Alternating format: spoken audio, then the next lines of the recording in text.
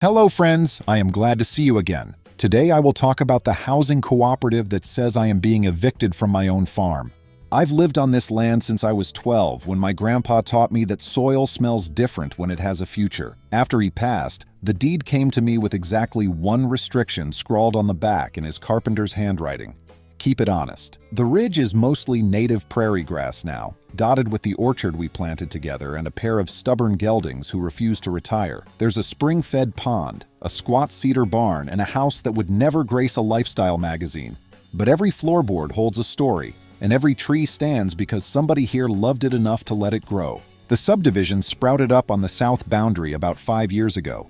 Rows of identical beige cubes, all with postage stamp lawns and identical mailbox angels, marched right up to my fence line. At first I figured we'd coexist peacefully. They'd barbecue, I'd bale hay, and maybe wave across the stone wall in the evenings. That easy dream lasted until the HOA hired a new president, a Silver Temple dynamo named Marlowe, who talked like he was negotiating a corporate merger every time he asked for a cup of sugar. Marlowe's first visit felt cordial enough. He drove his spotless SUV straight into my drive, stepped out in pressed khakis, and studied the place as though appraising livestock. He asked if I'd consider annexation into the Pheasant Hollow Community Association, so that, in his words, my isolated parcel could enjoy the benefits of collective stewardship. I told him thanks, but no thanks.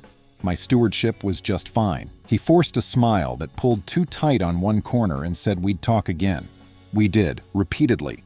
Every month another certified letter arrived, each thicker than the last, stuffed with bylaws I'd supposedly violated. Grass too tall by the east fence, barn paint deemed a non-approved color, livestock odors affecting property values. The kicker was that none of their rules should have applied to me. My land is outside their recorded subdivision lines, zoned agricultural, and paid for in full. Yet each envelope's return address shouted Compliance Division like a threat.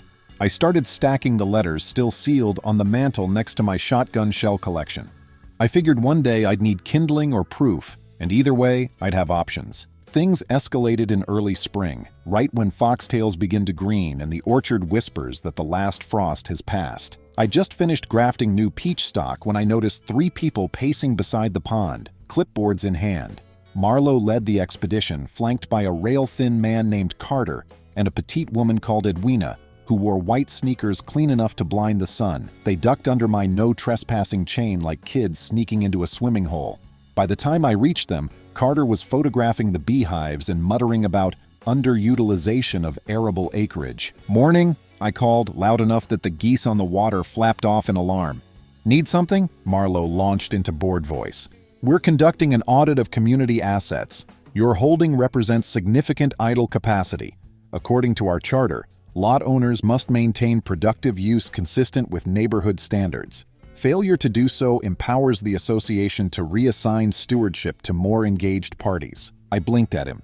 "You're saying because I'm not farming every square foot, you can just hand my land to somebody else?" "Precisely. Think of it as eminent domain for the collective good." "That's not how eminent domain works," I said. "It will once the membership ratifies the amended covenants," Edwina chirped, tapping her clipboard as if the matter were settled. I told them to leave or I'd call the sheriff. They laughed, actually laughed. Then Carter pointed to a printed document. It was titled Notice of Intent to Evict, citing my abandonment of productive capacity and announcing a mandatory vacancy date 60 days hence. Carter handed it to me like a party invitation. Their convoy retreated to the cul-de-sac, leaving me beside the pond gripping unfamiliar legalese. I did phone the sheriff. Deputy Vance, a man built like a hitching post, arrived with dust still trailing his cruiser. He studied the paper, rubbed the bridge of his nose, and said it was the dumbest thing he'd read all month. Unfortunately, he added, it wasn't obviously criminal. It was a civil matter unless they set foot on my land again. I could sue or file a restraining order, but he couldn't haul them off just for being overzealous neighbors. That night I brewed coffee strong enough to etch enamel and started reading every sheet I'd ignored. I cross-referenced parcel numbers, subdivision plats, and county codes. Around 3 a.m., I discovered the mistake. When the developer filed Pheasant Hollow's final map, they'd accidentally listed my tract number under common green space on one duplicate page. It was a clerical error, corrected elsewhere, but someone like Marlo could point to it and claim ambiguity. Most folks would back down rather than fight a self-righteous HOA with deep pockets. I'm not most folks. First thing next morning, I drove to the county recorder's office and spent $40 on certified copies of the original plat, the correction, and the deed showing clear agricultural zoning. Then I called my cousin Lissa, a land use attorney who relishes bulldozing bureaucratic bullies. She cackled when she heard the story and promised to draft a cease and desist so ferocious it would singe eyebrows. While Lissa sharpened her pen, I handled a different kind of paperwork. I enrolled my property in a federal conservation program that pays farmers to maintain pollinator habitat. It's legitimate agriculture under state law, outright exempt from most local land use restrictions, and it requires leaving swaths of ground untouched to encourage native species. In other words, my idle acres would soon be legally protected, federally funded, and explicitly designated as non-tillable. I mailed the HOA a copy of the application just for sport. Their response came fast. 2 weeks later, I found a bright orange sign staked at my driveway. Final eviction notice. Vacate immediately. They'd also taped smaller notices on my barn and even on the oak by the mailbox. It looked like a Halloween prank. Unfortunately, prank or not, it scared my elderly neighbor Ida Sue so much she phoned to ask if I'd lost the farm. That was the last straw. If you mess with me, fine. But if your games shake up an 86-year-old widow, now we have a different problem. I took pictures of every notice, then spent the afternoon drafting an open letter to every property owner in Pheasant Hollow. I described the HOA's attempt to seize private land, outlined the legal falsehoods, and warned that any future encroachment would be met with trespass charges. I slid that letter into every mailbox at dawn like the world's grumpiest paperboy. For 3 quiet days, nothing happened.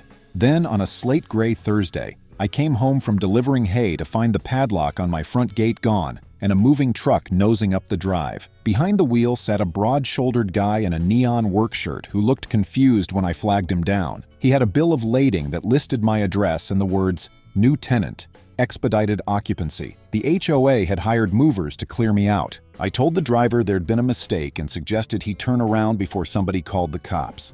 He shrugged, put the truck in reverse, and rolled out with a beep, beep, beep that echoed like an alarm bell for what came next. Because what came next was war. I phoned Lissa and she nearly screamed.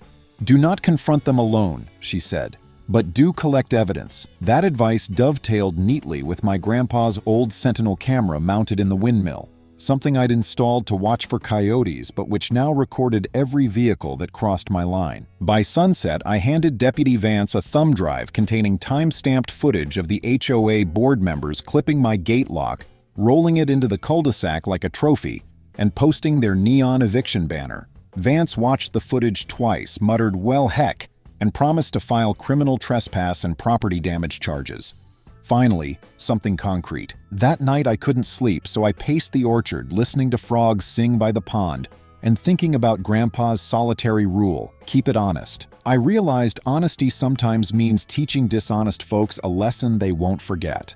The next morning I called every local news outlet within 70 miles and pitched the story. Small farmer faces eviction by power-hungry HOA. The first to bite was Channel 7. They loved any David versus Goliath narrative that could be filmed before the 6 o'clock broadcast. By noon, their van was rumbling up my drive. I showed the reporter the eviction notices, the court filings, and the conservation paperwork. I let her pet my older gelding, Ranger, whose droopy lip charmed hearts faster than any soundbite. She filmed a stand-up while Marlo's beige rooftops glowered in the background. That segment aired during dinner hour, the same hour Pheasant Hollow residents usually host patio gatherings. According to Ida Sue, half the subdivision watched in real time as their HOA president's face filled the screen, accused of overreach and trespass. Phones lit up like fireflies. Marlo did not appreciate the publicity. At dawn the following day, he stormed up my drive in his spotless SUV, leapt out, and jabbed a finger at me. "You've embarrassed the community," he snarled. "Retract those accusations or face a defamation suit." I sipped my coffee. "Truth is a defense," I said, nodding toward the barn where Deputy Vance's cruiser sat. "He's got sworn statements you might want to review." Marlo opened his mouth but closed it when Vance appeared. The deputy served him with a notice to appear in court for the trespass charges. Carter and Edwina received theirs later that afternoon. just as the HOA board convened an emergency meeting that spiraled into chaos when homeowners demanded answers. I'd like to tell you the story ended there, but bullies rarely surrender after one punch. Instead, the HOA doubled down, filing a civil suit claiming that my unmaintained land presented an attractive nuisance and lowered neighborhood property values by 20%. They wanted damages, 10 grand from me, and an injunction forcing me to either join the association or sell to a qualified steward. Lissa nearly clapped her hands in glee. "They just opened Pandora's box," she said. She countersued for harassment, attempted wrongful eviction, slander of title, and emotional distress. She tacked on punitive damages to discourage future shenanigans, her words exactly. Court dates were set, discovery commenced, and I braced for a long haul. Meanwhile, life on the ridge went on. The orchard turned white with blossoms. The conservation mix I'd sown sprouted flecks of purple clover. Ranger and Bayou chased barn cats until the cats learned to climb faster. I chose to see it as proof that healthy ground ignores petty noise. One warm evening, while I stapled fresh no trespassing signs to the south posts, a minivan pulled up. A family of 4 climbed out. 2 parents about my age and twin boys clutching sketchbooks. The dad apologized for the surprise visit and asked if their sons could draw my horses for a school project. I laughed and walked them to the paddock, where the boys sat cross-legged sketching Ranger's floppy ears. Over the next hour we talked about the lawsuit, about the HOA fees that kept rising, about how most of the homeowners had never voted on Marlowe's latest charter amendment. Could they vote him out, I asked. Maybe, the mom said. First, we'd have to call a quorum meeting, but the bylaws Marlowe mailed us last year make that nearly impossible. The light bulb dimmed and then brightened. Marlowe's power rested on apathy and paperwork. If the residents realized they had options, the board might crumble without me swinging a single shovel. So I began planting seeds, figurative ones this time. I attended open houses in the subdivision armed with fresh apples from my orchard, striking up friendly chats. I invited families to bring their kids for free riding lessons, on the condition they read the original HOA charter, the pre-Marlowe version, which allowed member-driven recall. Word spread like clover in spring. Folks who'd never met me realized the feud wasn't a lone crank complaining. It was about keeping property rights intact. 3 weeks later, a Saturday dawned crisp and bright, perfect for neighborly rebellion. 83 homeowners packed the community rec center, wave of proxies in hand, and voted to recall the entire board. They installed an interim committee that resolved unanimously to drop all action against me. They also voted to allocate HOA funds to reimburse legal fees my cousin Lissa had racked up defending the case. The check arrived via certified mail, sweet irony, 2 days later. But victory tasted even better when Carter and Edwina pled guilty to misdemeanor trespass and were sentenced to 40 hours community service. The judge allowed them to serve on my property, under my supervision, repairing the gate they'd destroyed and painting the barn in any approved color I desired. I picked robin's egg blue just to watch them cringe. Marlowe's fate required another month in civil court. When the dust settled, the judge dismissed his lawsuit as frivolous and ordered him to pay my damages plus Lissa's additional fees. Facing personal ruin, Marlowe tried to resign and move, but the new HOA board froze his severance payout until he satisfied the judgment. Rumor says he's now renting a studio condo in the city where he no longer controls anything more significant than the communal laundry schedule. Through it all, Grandpa's ridge remained steady. Wildflowers painted the lower meadow, honeybees buzzed fat and content, and every evening I leaned on the orchard fence, watching the sun slide behind the hill it always loved best.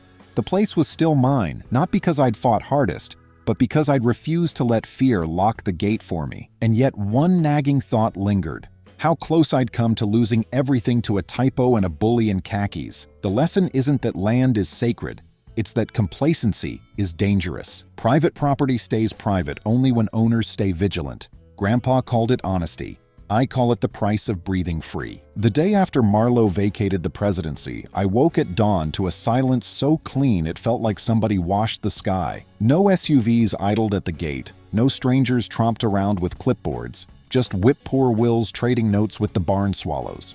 I stretched on the porch, let the wood chill my feet through wool socks, and told myself the saga was finished. I was wrong, of course. Stories that hinge on dirt and dollars rarely end with a single court order. They just sprout new chapters like mushrooms after rain. 2 weeks of peace passed before trouble sniffed around again. This time it wore a custom blazer and a practiced smile. The man introduced himself as Callum Stone, Regional Acquisitions Director for Pinnacle Horizons Development. He waved a glossy brochure packed with watercolor renderings of dream homes and promised I could retire early if I'd unlock the full potential of my underperforming land. His opening bid was $800,000, enough to tempt a saint in lean times. But the brochure showed bulldozers flattening every stand of cedar and optional pool lots where my orchard bloomed. I declined as politely as I could and asked him to leave before the coffee boiled over. Callum's eyes hardened. "This offer is a courtesy," he said. "The market favors decisive sellers. Delay, and you may find yourself without options." I resisted the urge to laugh. Instead, I walked him to his car, told him decisiveness cuts 2 ways, and shut the gate behind him. That same evening, the new interim HOA board, now chaired by a soft-spoken science teacher named Avery, invited me to their clubhouse for lemonade and reconciliation. I brought a basket of pears as a peace gesture. Most residents had never heard the whole Marlowe saga. They only knew their dues kept climbing and their board meetings doubled as PowerPoint marathons. Avery wanted to rewrite the bylaws from scratch, trim the rulebook to something a human could read over a long lunch, and maybe, his voice faltered here, ask if I'd host a neighborhood picnic on my pasture to rebuild goodwill. I agreed on one condition: no future board would ever endorse aggressive annexation again. We added it to the draft bylaws that night, right between "no commercial poultry in garages" and "solar panels expressly encouraged." Folks signed the pages with more relief than ceremony. Life settled into a new rhythm. I filed the decorative eviction notices away in a shoebox, mended fences, and watched clover push purple among native grasses, a patchwork the bees adored. Ranger developed a fondness for the twin boys who sketched him. He'd stand stock still while they captured every whisker. Their mother, Dana, brought homemade bread on Saturdays. Sometimes good neighbors arrive the moment a bad one steps aside. Yet peace can be a thin crust over a restless earth. Early one May morning, Bayou refused his grain and stomped near the west fence where the creek slips under a sycamore. I followed his gaze and spotted a tripod drill rig on the subdivision side. Men in yellow vests lowering a hollow stem auger straight toward the water table. A red pickup emblazoned with Pinnacle Horizons idled nearby. The crew chief claimed they were testing soil integrity for a potential Phase 3 expansion. Trouble was, his drill foot straddled the property line, chewing a private riparian corridor protected by state statute. I phoned Deputy Vance. He arrived, scowled at the GPS stakes, and ordered the auger shut down. The crew chief argued until Vance pointed out civil trespass carries a $1,000 fine per borehole. They packed up but left an oily rainbow floating on the creek. Small maybe, but toxic to freshwater mussels and every tadpole that calls the riffles home. I collected a water sample, chilled it on ice, and overnighted it to the state environmental lab. The report came back with elevated benzene traces. Nothing that would topple a cow, but enough to violate the Clean Water Act if the source proved man-made. I tucked the lab sheet in a folder labeled Weapons. Grandpa always said you never know when you'll need the right tool. 3 days later, Callum Stone reappeared, this time accompanied by a man who introduced himself as hydrology consultant. They claimed my shallow well interfered with the subdivision's stormwater infiltration plan. If I refused to sell, they said, the county might condemn my land to protect public drainage. Their story wobbled on its own legs. Water law in this state follows the doctrine of reasonable use plus seniority. My well predates Pheasant Hollow by decades. Instead of arguing, I fetched the benzene report. I told them the creek contamination occurred within hours of their drill test, that the Department of Environment was opening an inquiry, and that any further disturbance would look like obstruction. The hydrologist's throat clicked audibly. Callum stuffed his hands in his pockets and stared at the dirt while I opened the gate and waited. Not 24 hours later, a certified letter arrived from Pinnacle's legal counsel, alleging that my bees posed a public sting hazard to future homeowners. The letter demanded removal of all hives within 30 days, or they'd seek injunctive relief. I set the envelope on the mantel next to Marlowe's pile, brewed mint tea, and plotted. If they wanted to weaponize regulations, I could do the same, legally, ethically, and with a farmer's patience. First, I contacted the county extension office and enrolled my apiary in the State Pollinator Enhancement Initiative. That designation carries weight. Hives are no longer hobby animals, but an agricultural resource shielded from nuisance claims under the Right to Farm Act. Second, I filed paperwork for a conservation easement through the American Farmland Trust. Once approved, the easement would lock development out forever and grant me a modest tax deduction, which I'd happily trade for preserving Grandpa's meadow. While bureaucratic gears turned, I nurtured a different kind of defense: community goodwill. Avery and I set a date for the pasture picnic, June 30th, and invited every household within half a mile. We promised hay rides, live bluegrass, and a sunset release of monarch butterflies raised by the elementary school. Word spread beyond the subdivision. County Commissioner Rosalind Heath asked if she could attend and talk about local food networks. I told her to bring a pie. Meanwhile, cousin Lissa dug into land records databases like a terrier after a mole.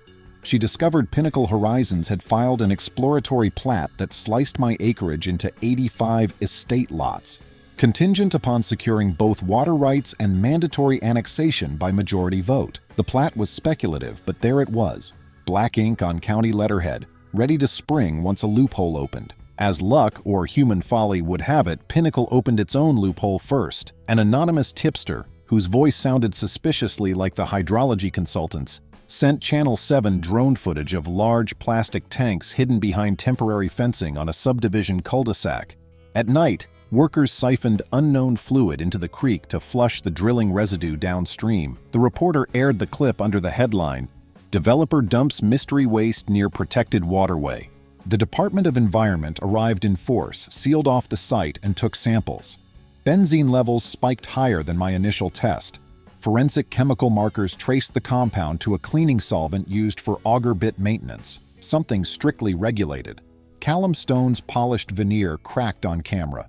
He stammered about rogue subcontractors and miscommunication. The agency wasn't amused. They slapped Pinnacle with a preliminary fine of $50,000 and issued a stop work order, covering every project in the county until remediation was complete. Overnight, Pinnacle Horizons went from swaggering developer to cornered animal bleeding money through 1,000 legal cuts. Homebuyers demanded escrow refunds, stockholders panicked, and a regional business journal ran the headline, "Pinnacle Horizons shares slide amid environmental scandal." I clipped the article for my scrapbook. Still, I didn't trust wounded predators to quit the field, so I kept building defenses. The conservation easement approval came through on a bright Tuesday.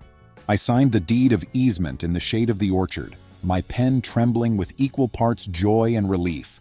From that moment forward, no matter who owned the parcel, it will be me for as long as I breathe. The land could never be subdivided, paved, or stripped of its ecological character. Grandpa's ridgeline received legal armor as thick as bedrock. A week later, the State Beekeepers Association delivered fresh hive boxes stenciled with their seal. Kids from Pheasant Hollow painted murals of sunflowers and lightning bugs on the sides. The irony wasn't lost on anyone. What Marlowe labeled a nuisance had evolved into a badge of community pride. Even the HOA newsletters began featuring Bee Facts of the Month. June 30th arrived under cloudless blue. Volunteers strung fairy lights between fence posts, and Ranger wore a wreath of cornflowers like a patient old king. Families set out quilts. Guitars twanged.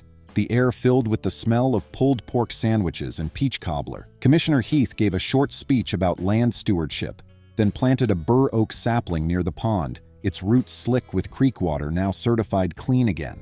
When twilight unfolded like lavender silk, the children released jars of monarchs that fluttered across the meadow in orange sparks. I watched their wings pulse against fading light and felt the knot inside my chest loosen for the first time in months. Not everyone celebrated. Callum Stone showed up at the far end of the road, leaning against his sedan with arms crossed, maybe hoping to collect intel or intimidate me. Instead of sending him away, I walked over with a mason jar of iced tea. He eyed it like it might be laced with arsenic, but accepted. I wasn't aiming for peace so much as witness. I wanted him to see what rooted community looked like, the kind you can't quantify on ledger sheets. We stood there a moment, silent but civil, until the twins galloped past, shrieking with laughter. Callum's gaze tracked them, and something tired settled in his shoulders. He finally murmured, "They'll never sell, will they?" I told him it wasn't about selling, it was about staying. He nodded once, got in his car, and drove away without saying goodbye. By midsummer, Pinnacle's legal team switched tactics.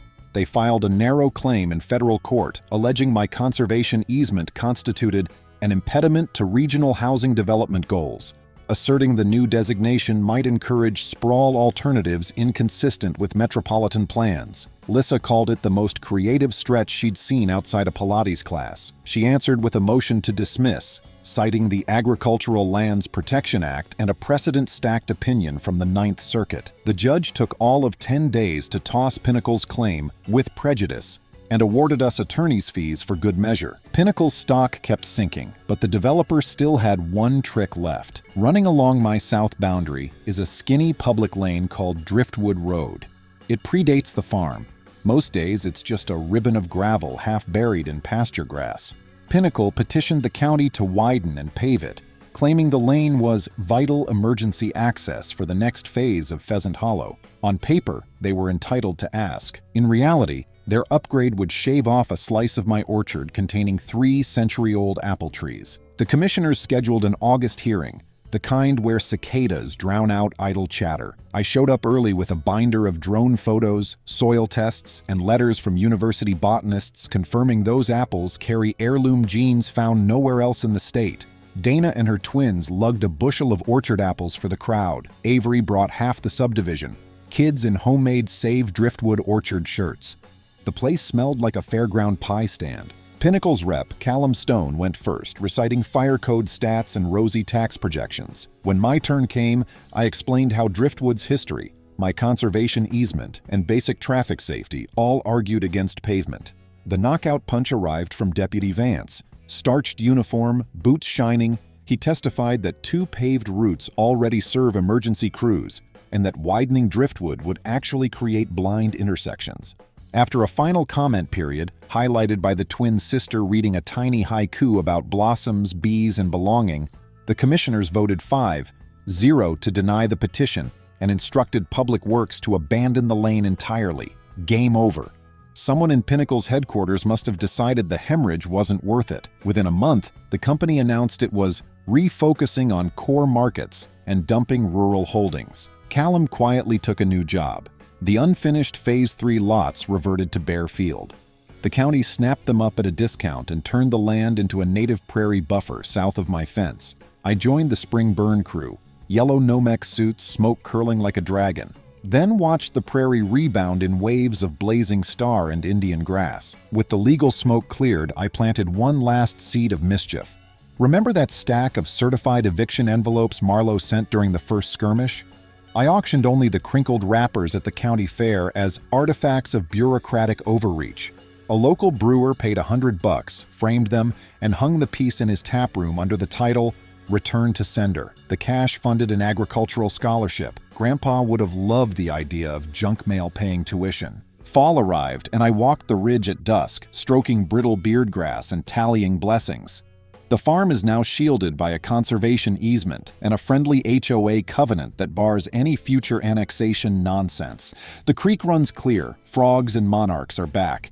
Rangers' joints thank the cooler air, and the twins convinced their folks to adopt a retired pony who now bosses him around. Thursday evenings, Avery hosts bluegrass jams in my barn. Sometimes Deputy Vance drops by with his harmonica and hums that haiku melody under his breath. Vigilance, though, never retires. I keep paperwork current and trail cam footage archived because greed seeps through cracks the way weeds sneak under fence boards. One foggy October morning, I found an unmarked package on the porch. Inside, a thumb drive of internal Pinnacle emails plotting to stick taxpayers with cleanup costs, plus a note that read, "For when you need leverage, use wisely." I forwarded the files to Commissioner Heath and fed the note to the wood stove. Some fires warm more than hands.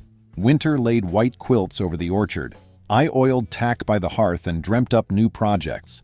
Pawpaws by the pond, a teaching apiary for school kids, maybe a micro-creamery if Bayou ever agrees to share paddock space with Jersey cows. Spring will test me again. It always does. But when the first blossom opens on the oldest apple, I'll remember the suit who thought productivity meant squeezing every nickel from every acre.